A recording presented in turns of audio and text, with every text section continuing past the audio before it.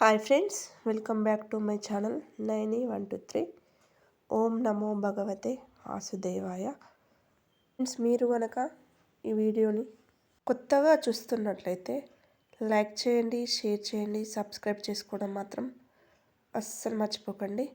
Friends, మనం ఇప్పుడైతే Bhagavad Gita chapter 1 Arjuna విషాద యోగంలోని 8వ శ్లోకం, ఆ శ్లోకానికి ట్రాన్స్లేషన్ మరియు అర్థాలు, భావం ఏంటో చూసేద్దాం.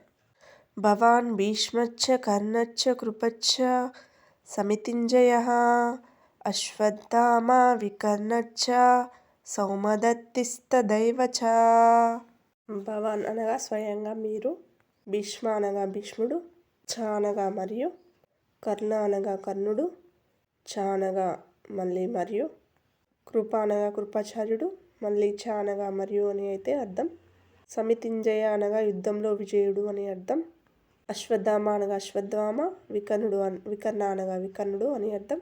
చ అనగా మరియు, సౌమదత్తి అనగా భూరిశ్రవుడు అని అయితే అర్థం. సోమదత్తుని యొక్క కుమారుడు అని అర్థం. తదా ఏ విధముగా, చ అనగా మళ్ళీ మరియు, ఏవ అనగా కూడా అని అయితే అర్థం. చ అనగా మరియు. శ్లోకానికి అయితే ట్రాన్స్లేషన్ ఏంటో చూసేద్దాం. మీరును భీష్ముడు, కర్ణుడు, కృపాచార్యుడు, అశ్వత్థామ, వికర్ణుడు మరియు భూరిశ్రవుడు వీరందరూ యుద్ధంలో ఎప్పటికీ విజయులే అని శ్లోకం యొక్క ట్రాన్స్లేషన్.